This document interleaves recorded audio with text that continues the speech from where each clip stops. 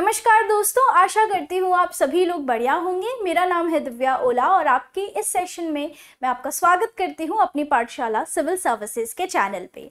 आज का सेशन बहुत ही महत्वपूर्ण है which is relevant with UPSC GS paper 3 environment, पर्यावरण से संबंधित है।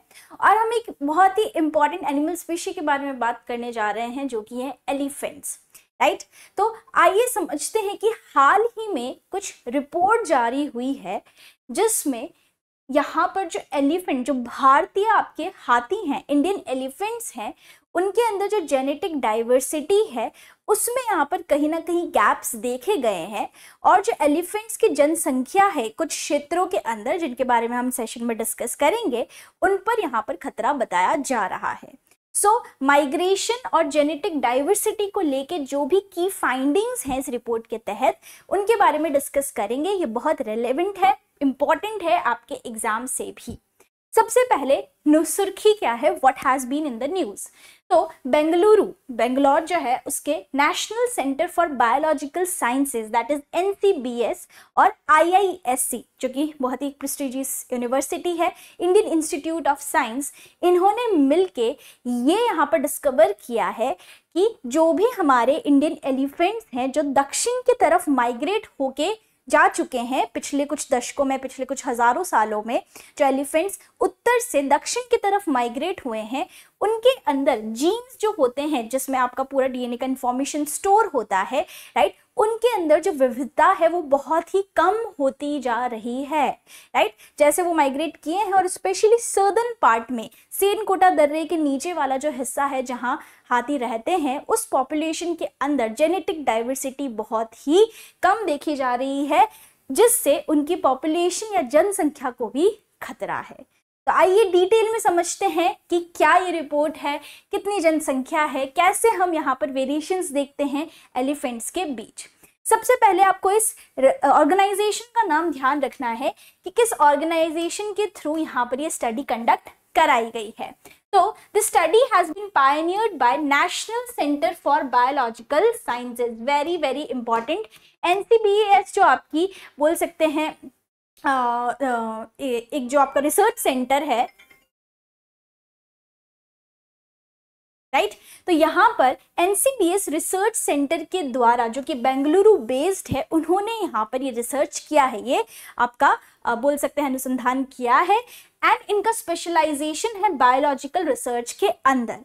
अब ये आपको बहुत ही इंपॉर्टेंट आपका पॉइंट है कि ध्यान रखना है कि ये जो आपका रिसर्च सेंटर है, ये TIFR जो है, Tata institute of fundamental research, इसका हिस्सा है, जो कि सरकार जो है हमारी भारत सरकार, गवर्नमेंट ऑफ इंडिया, उसके department of atomic energy, right, इसका यहाँ पर हिस्सा रखता है। सो वेरी वेरी इंपॉर्टेंट कि स्टडी हैज बीन पायनियर, जो national centre for biological sciences है, उन्होंने ये स्टडी कंडक्ट करी है, रिसर्च कंडक्ट करी है, और ये Tata institute of fundamental research का हिस्सा है। सबसे पहली चीज तो हमने ये समझी कि आपकी ये जो ऑर्गेनाइजेशन है, जो रिसर्च सेंटर है, ये क्या काम करती है, इन्होंने क्या रिवील यहाँ पर किया है, किसका हिस्सा है, ये सीधी सी बात है। अब ये जो पूरी थ्योरी है, या जो माइग्रेशन से संबंधित जनसंख्या में गिरावट या जेनेटिक डाइवर्सिटी में गिरावट जो हम देख रहे हैं, इसको समझने के लिए आपको कुछ एग्जाम्पल्स मैं बताती हूँ। जैसे कि आपने वर्ल्ड हिस्ट्री में हैब्सबर्ग जॉ सिंड्रोम के बारे में सुना होगा। इस सिंड्रोम को हम कहते हैं हैब्सबर्ग, आप अगर इसको देखेंगे, Habsburg jaw syndrome.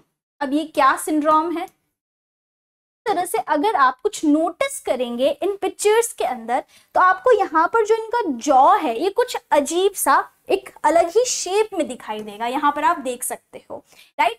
This is known as Habsburg jaw syndrome. ये क्या था, तो यूरोप के अंदर देयर वाज इनब्रीडिंग, जहां पर बहुत ही क्लोजली रिलेटेड जो इंडिविजुअल्स थे, बहुत ही करीबी जो रिश्तेदार हैं, उन्होंने आपस में शादी कर ली थी।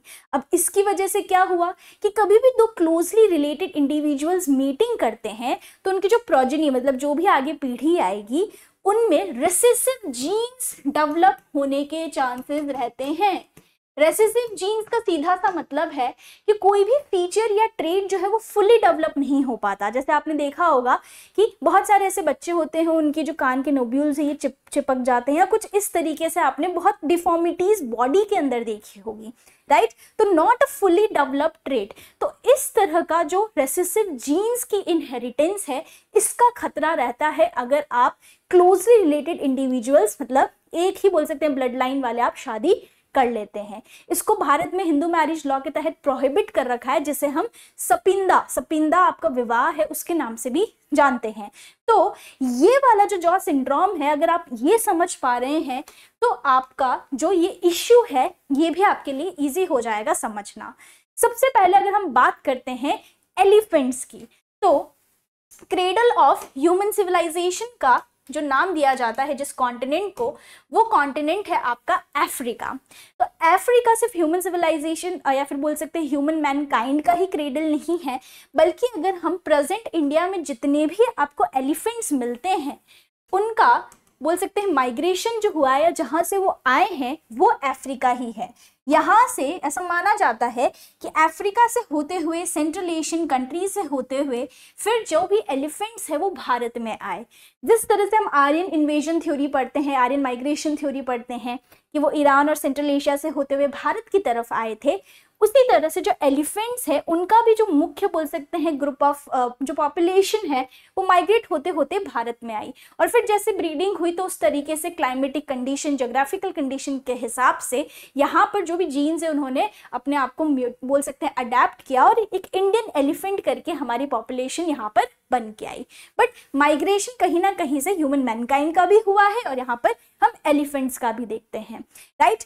तो जब यहाँ पर हुआ ये कि जब ये एलिफेंट के ग्रुप नॉर्थ इंडिया में बेसिकली आके माइग्रेट होते हैं तो धीरे धीरे यहाँ पर ये नॉर्थ इंडिया से, just a second, yes, north India से किस तरफ जाते हैं, तो नॉर्थ इंडिया से अगर हम बात करें तो इन एलिफेंट्स का माइग्रेशन शुरू होता है आपके साउथ इंडिया की तरफ। आए हैं वो सेंट्रल एशियन कंट्रीज से, नॉर्थ इंडिया में सेटल हुए और धीरे धीरे धीरे धीरे वो कहाँ जाने लगे, दक्षिणी भारत की तरफ, साउथ इंडिया की तरफ। अब देखिए, जब अगर वो माइग्रेट होंगे, अब होता क्या है कि माइग्रेशन में छोटे छोटे ग्रुप्स जो होते हैं एलिफेंट्स के, राइट, छोटे छोटे ग्रुप्स जो हैं वो आके माइग्रेट होते हैं। अब जब छोटे छोटे ग्रुप्स रहेंगे तो होगा इतना सा कि जो ग्रुप में जो भी लोग हैं, कम जनसंख्या है, मतलब लोअर पॉपुलेशन है, तो माइग्रेट होंगे तो जो भी क्लोजली रिलेटेड है वो आपस में क्या करेंगे, इनब्रीडिंग करेंगे, राइट। और इनब्रीडिंग के कारण जो भी इनकी आगे आने वाली पीढ़ी होगी, what ever the progeny will be, उसमें क्या होगा, रेसेसिव जीन्स आ जाएंगे, रेसेसिव जीन्स आ जाएंगे, क्योंकि सेम तरह के ही यहाँ पर ट्रेड्स आपको देखने को मिलेंगे और वो भी लेस डेवलप्ड ट्रेड्स यहाँ देखने को मिलेंगे, राइट। तो रेसेसिव जीन्स आने की वजह से जो भी अगली पीढ़ी आएगी उसके अंदर क्या होगा, जो पॉपुलेशन है या फिर जो बॉडी है उनके अंदर काफ़ी डिफॉर्मिटीज़ होगी, क्योंकि जितना ज़्यादा जीन्स में डाइवर्सिटी होती है उतनी ही ज़्यादा वो अडेप्ट कर पाते हैं क्लाइमेट चेंज और आसपास के मतलब सर्वाइवल कंडीशन से, राइट। तो डिफॉर्मिटीज़ होने का खतरा रहता है। तो यहाँ पर अगर हम भारत के केस में देखें तो भारत में भी यही हुआ है कि उत्तरी भारत से दक्षिणी भारत की तरफ अगर मैं आपको बताऊं तो यहाँ पर माइग्रेशन हुआ एलिफेंट्स का, और टोटल हमारे पास 5 वेरिएशन, मतलब 5 वेरिएशन ऑफ एलिफेंट्स यहाँ दिखाई देते हैं भारत के अंदर, राइट। तो total 5 variation of elephants is seen in India, मतलब 5 जेनेटिकली डाइवर्स यहाँ पर हमें पॉपुलेशन देखने को मिलती है भारत के अंदर। कहाँ कहाँ पे मिलती है, सबसे पहली पॉपुलेशन आपको मिलती है हिमालय के फुट हिल्स पे। जो हिमालय के फुट हिल्स हैं, मतलब जो शिवालिक रेंज के नीचे वाला हिस्सा है, यहाँ पर आपको एक पॉपुलेशन मिलेगी। एक पॉपुलेशन आपको सेंट्रल इंडिया वाले हिस्सों में मिलती है, वेस्ट बंगाल से लेके महाराष्ट्र की तरफ। और 3 तरह के जो पॉपुलेशन ग्रुप्स है वो मेजरली आपको दक्षिणी भारत में मिलते हैं। तो 1, 2 और 3 तरह के यहाँ पे पॉपुलेशन, टोटल 5 वेरिएशन आपको मिलते हैं। और इसी दक्षिणी भारत में जो 3 पॉपुलेशन ग्रुप है किसके, आपकी एलिफेंट्स की, उनमें से एक ग्रुप वल्नरेबल है, मतलब एक ग्रुप के स्पीशी को खतरा है, ये चीज इस स्टडी के थ्रू यहाँ पर समझाई गई है। तो की फाइंडिंग समझेंगे, कहाँ ग्रुप ये निवास करता है ये समझेंगे, सारी चीजें अभी हम सेशन में समझने वाले हैं। सबसे पहले अगर मैं एलिफेंट के स्टेटस की बात करूं कि भारत में कितनी पॉपुलेशन है और भारत में एशिया का कितना प्रतिशत हिस्सा बोल सकते हैं जनसंख्या है किसकी, आपके एलिफेंट्स की, तो ministry of environment, forest and climatic change which works in the government of India, इनके द्वारा कुछ स्पीशीज को कंजर्व करने के लिए, संरक्षित करने के लिए प्रोजेक्ट चलाए गए, जैसे कि प्रोजेक्ट राइनो है, प्रोजेक्ट टाइगर है, प्रोजेक्ट एलिफेंट भी है। तो इनके हिसाब से जो लेटेस्ट सेंसस जब जनगणना हुई 2017 में, तो भारत के अंदर कुल कितने हाथी थे, तो भारत के अंदर कुल 29,000 एलिफेंट्स मिले हैं। अब ये अगर हम बात करें तो कुल एशिया का, अगर हम बात करें एशिया के अंदर 13 ऐसे देश हैं जिनके अंदर क्या पाए जाते हैं, हाथी पाए जाते हैं। उनमें से टोटल पॉपुलेशन का 60% जो पॉपुलेशन है वो सिर्फ भारत में आपको मिल जाता है एलिफेंट्स का। तो एक बहुत ही इंपॉर्टेंट बात है कि एशिया के 13 कंट्रीज में राइट आपको एलिफेंट्स मिलते हैं, जिनमें से कुल पॉपुलेशन का 60% तो भारत में ही है। तो काफी अच्छा यहाँ पर हमें पॉपुलेशन देखने को मिलता है एलिफेंट्स का। अब अगर हम बात करें डिस्ट्रीब्यूशन कहाँ कहाँ है भारत के अंदर, तो भारत के अंदर मेजरली जो आपको डिस्ट्रीब्यूशन मिलेगा वो मिलेगा आपको किस तरफ, सबसे पहले आपको नॉर्थ ईस्ट साइड मिलेगा, आपको अरुणाचल प्रदेश, आपको असम वाले क्षेत्रों में मिलेगा। इसके अलावा नॉर्थ वेस्टर्न में आपको कुछ इन क्षेत्रों के अंदर मिल जाएगा, उत्तर प्रदेश उत्तराखंड वाले क्षेत्रों में, राइट। इसके अलावा आपका सर्दर्न इंडिया में आपको क्या मिलेंगे, सर्दर्न इंडिया के अंदर आपको यहाँ पे मिल जाएंगे आपके जो हाथी हैं, और इसके अलावा आपका सेंट्रल इंडिया का कुछ हिस्सा। तो प्रोजेक्ट एलिफेंट और आपकी मिनिस्ट्री ऑफ एनवायरनमेंट के हिसाब से हमें कुछ इन क्षेत्रों में क्या दिखाई देते हैं, आपके एलिफेंट्स की पॉपुलेशन दिखाई देती है। अब इस स्टडी के तहत जो भी की फाइंडिंग्स है, जो इंपॉर्टेंट बोल सकते हैं पॉइंट्स है जिन्हें हमें ध्यान रखना है, वो क्या क्या है। तो सबसे पहली चीज कहाँ कहाँ पर ये रिसर्च की गई थी, तो यहाँ अगर आप देखेंगे तो जो सैम्पलिंग लोकेशन था, सबसे पहले हमने उत्तर में लिया है, जहां पर उत्तराखंड और उत्तर प्रदेश का जो तराई वाला क्षेत्र है वहां पर इसको लिया गया है। दूसरा सेंट्रल इंडिया में और स्पेशली पश्चिम बंगाल के दक्षिणी भाग में लिया गया है। नॉर्थ ऑफ पालघाट गैप, देखिए अभी मैं आपको बताऊंगी, पालघाट दर्रा नीलगिरी की पहाड़ियां और अन्नमलाई के बीच में एक दर्रा है। दर्रा क्या होता है, दो पहाड़ियों के बीच में एक रास्ता बनाया जाता है ताकि हम उनके बीच से जा सकें, राइट। तो पालघाट दर्रा है। फिर दक्षिण और साउथ ऑफ पालघाट, मतलब पालघाट के उत्तर और पालघाट के दक्षिण में, और सेनकोटा के दक्षिण में। तो ये वो बोल सकते हैं लोकेशंस हैं जहां से सैंपल्स को लिया गया है और उनके बारे में शोध किया है। सबसे पहली चीज क्या की फाइंडिंग है कि migration from north to south, जो भी भारत के जो आपके हाथी हैं वो माइग्रेट कर रहे हैं, कहाँ से, उत्तर से दक्षिण। कब से कर रहे हैं, हजारों सालों से कर रहे हैं, जब से ये आए हैं भारत के अंदर, जिसकी वजह से जेनेटिक डाइवर्सिटी में काफी लॉस हुआ है, राइट। अब अगर हम देखते हैं तो उत्तरी जो आपकी जनसंख्या है वो दूसरों से 70,000 साल पहले ही क्या हो चुकी है, डाइवर्ज हो चुकी है, अलग हो चुकी है। जो उत्तर भारत में किसकी पॉपुलेशन है, आपके हाथी की। सेंट्रल इंडिया जो आपके मिडिल इंडिया के अंदर जो केंद्रीय हिस्सा है भारत का, सेंट्रल इंडिया वाला है, वो दूसरी जो पॉपुलेशन है इंडिया में एलिफेंट्स की, उनसे 50,000 साल पहले अलग हो चुका है। और जो 3 दक्षिण में आपको मैंने बताई कि 3 अलग अलग पॉपुलेशन ग्रुप्स है हाथियों के, वो दूसरे नॉर्दर्न और सेंट्रल इंडियन एलिफेंट से करीबन 20,000 साल पहले अलग हो चुके हैं। तो आपके नॉर्दर्न, आपके सेंट्रल और आपके साउथ में जो पॉपुलेशन ये हजारों साल पहले ही अलग हो चुकी है, ग्रुप्स में जाते जाते। अब सर्दर्न पॉपुलेशन में जो एक पॉपुलेशन है जिसके बारे में हम बात करेंगे, उनके अंदर जेनेटिक डाइवर्सिटी में कमी आ रही है। उसका कारण मैंने आपको बताया कि क्लोजली रिलेटेड जो भी इंडिविजुअल्स है, अगर वो इनब्रीडिंग करेंगे तो उनमें रेसेसिव जीन्स यहाँ पर आने की संभावनाएं होती है, जिससे वो सर्वाइव नहीं कर पाते, जल्दी मर जाते हैं, राइट। तो 5 जेनेटिकली डिस्टिंक्ट पॉपुलेशन है हमारे पास, जैसा कि मैंने शुरुआत में बताया। नॉर्दर्न पॉपुलेशन जो आपको कहाँ मिलेगी, नॉर्थ वेस्ट से नॉर्थ ईस्ट, किस तरफ, आपके हिमालयन के फुटहिल्स पे। सेंट्रल इंडिया पॉपुलेशन आपको वेस्ट बंगाल और महाराष्ट्र वाले क्षेत्रों में मिलेगी। और 3 सर्दर्न पॉपुलेशन आपको मिलेगी तमिलनाडु, केरल के अंदर और सेनकोटा दर्रे के नीचे। तो ये आपको समझना होगा यहाँ पर कि 3 पॉपुलेशन आपको कहाँ मिल रही है। तो एक हो गई नॉर्दर्न इंडिया वाली, एक हो गई आपकी सेंट्रल इंडिया जिसमें ये वाला जो पूरा हिस्सा चला जाता है, और 3 हो गई आपकी दक्षिणी भारत वाली। अब देखिए यहाँ पर इंपॉर्टेंट बात ये है कि कहाँ लोकेटेड है ये।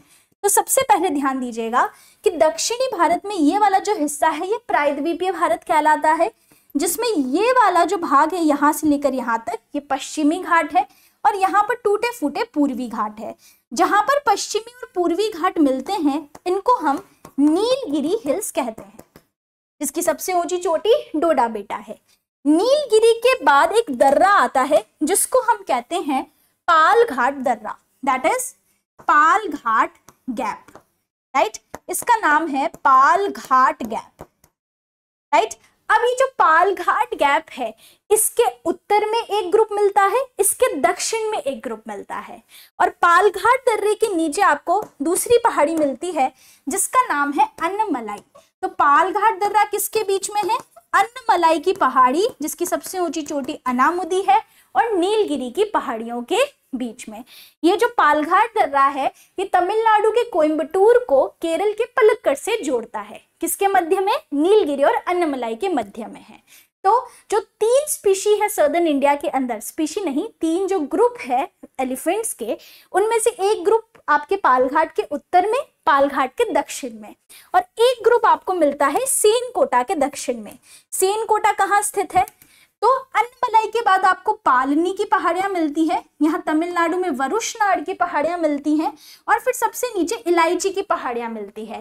तो कहीं ना कहीं यहाँ पालनी और आपके कार्डमम हिल्स के बीच में एक और दर्रा है जिसको हम कहते हैं सेनकोटा दर्रा, राइट। तो जो सेनकोटा दर्रा है जो कोट्टायम को मदुरई से जोड़ता है, इसके दक्षिण में, क्योंकि देखिए ऑलरेडी जो दर्रा होता है वो अलग कर रहा है, मतलब बेसिकली 2 माउंटेन रेंजेस को या 2 हिली एरियाज को। तो यहाँ पर ऑलरेडी एक बड़ा ब्रेक है पालघाट दर्रा, फिर उससे कुछ छोटी मोटी पॉपुलेशन अगर जाके सेनकोटा दर्रे के यहाँ पहुंचती है, इसके दक्षिण में जाती है और भी अलग हो जाती है क्योंकि बीच बीच में ब्रेकेजेस बहुत हैं। तो सेनकोटा के दक्षिण में जो आपको एलिफेंट ग्रुप मिल रहा है उनके अंदर जेनेटिक डाइवर्सिटी की कमी आ गई है। क्यों? क्योंकि यहाँ पर अगर हम बात करें बहुत ही छोटी पॉपुलेशन में ब्रीडिंग हो रही है, जिसकी वजह से जो हार्मफुल जेनेटिक वेरिएंट्स हैं वो इनहेरिट होते हैं, अगली पीढ़ी में जाते हैं, जिससे जो जीन्स में वेरिएशन होना चाहिए वो खत्म हो रहा है, डिक्लाइन हो रहा है, right. That is not good for the population there, क्योंकि जितनी जेनेटिक डाइवर्सिटी होती है उतनी टेंडेंसी होती है किसी भी एनिमल की या किसी भी जीव की, ऑर्गेनिज्म की, to survive in the climatic condition या जो भी वहां पर कंडीशंस रहती है, नहीं तो वो मर जाते हैं। तो ये चीज देखी गई है। यहाँ पे मैंने आपको सारे एरियाज बता दिए। जो सर्दर्न मोस्ट पॉपुलेशन है सेनकोटा के दक्षिण में, उनके अंदर सबसे कम जेनेटिक डाइवर्सिटी है, जिससे वो खतरे में है, राइट। ये चीज है। अब इनके अंदर एक सीरियल फाउंडर इफेक्ट देखा गया। सीरियल फाउंडर इफेक्ट का मतलब क्या होता है कि कुछ इंडिविजुअल्स जो माइग्रेट करते हैं दक्षिण की तरफ, उनके अंदर इनब्रीडिंग डिप्रेशन की यहाँ पर संभावनाएं रहती है, जो कि मैंने आपको बताया। इनब्रीडिंग डिप्रेशन क्या होगा? जब छोटी छोटी पॉपुलेशन, बहुत ही कम ग्रुप में अगर आप जाएंगे तो एक दूसरे के साथ आप क्या करेंगे? ब्रीडिंग करेंगे, जिससे हार्मफुल जेनेटिक वेरिएंट्स यहाँ पर क्या होते हैं? ट्रांसफर होते हैं from one generation to another. तो ये चीज यहाँ पर देखी गई है इनके अंदर। फिर सर्दर्न बैरियर की बात करें तो सेनकोटा एक प्राकृतिक बैरियर, एक नेचुरल बैरियर है जो कि एलिफेंट की पॉपुलेशन को डिवाइड कर रहा है, जिससे एलिफेंट अलग अलग हो जाते हैं और छोटे छोटे ग्रुप्स में बढ़ जाते हैं, राइट, जिसकी वजह से ब्रीडिंग हो रही है और इनके अंदर डाइवर्सिटी खत्म हो रही है। ये चीज हमने देखी कि स्टडीज में बताई गई है। अब जो सेंट्रल और नॉर्दर्न पॉपुलेशन के अंदर है, जो वेस्ट बंगाल महाराष्ट्र में मिलते हैं, ये डिस्टिंक्ट पॉपुलेशन, ये अलग अलग यहाँ पर जनसंख्या है। नॉर्थ वेस्ट नॉर्थ ईस्ट में उत्तराखंड उत्तर प्रदेश में मिलता है, असम अरुणाचल प्रदेश में आपको मिलते हैं। अब ये अलग कैसे हुए? क्योंकि गंगा ब्रह्मपुत्र आप जानते हैं, यहाँ से गंगा बह रही है, ब्रह्मपुत्र आ रही है, तो इनकी पॉपुलेशन में वेरिएशन इसलिए दिखता है क्योंकि ये ज्योग्राफिकली रिवर्स की वजह से भी यहाँ अलग हो चुके हैं, राइट। तो बहुत ही हजारों साल पहले इनके बोल सकते हैं अलग हुए हैं मेजर जो पॉपुलेशन थी, और इनमें वेरिएशन धीरे धीरे आते गए। इसके अलावा अगर हम बात करें तो आखिर में जो कंक्लूजन ये बचता है कि इस स्टडी से ये यहाँ पर रिवील होता है कि जो कनेक्टिविटी है वेस्टर्न घाट्स के अंदर, इन्हें हमें मेंटेन करना होगा, क्योंकि इस तरीके से आप डेवलपमेंट्स के चक्कर में अगर आप गैप्स क्रिएट करेंगे, नेचुरल बैरियर्स बनाएंगे, बैरियर्स यहाँ पे क्रिएट करेंगे, तो इस तरह से एलिफेंट की पॉपुलेशन अलग होगी, यहाँ पर जेनेटिकली यहाँ पर डेवलप बोल सकते हैं डिस्ट्रप्शंस आएंगे, डिफॉर्मिटीज होगी और इनकी पॉपुलेशन पे काफ़ी गहरा असर पड़ेगा। तो ये कुछ इंपॉर्टेंट फाइंडिंग्स थी इसके बारे में, बहुत महत्वपूर्ण है ये सारी जानकारी। It will help you to write down some important points in the mains writing. तो ये पूरा कंटेंट आप हमारी वेबसाइट अपनी पाठशाला.com पे पढ़ सकते हैं। साथ ही में इसकी PDF हमारे टेलीग्राम चैनल अपनी पाठशाला सिविल सर्विसेज पे मिल जाएगी। I hope you have enjoyed the session. Thank you so much and please do leave your feedback in the comments. जैसा भी आपको सेशन लगा है उसका फीडबैक आप कॉमेंट्स में दे सकते हैं। I hope you have enjoyed. Thank you so much everyone for watching.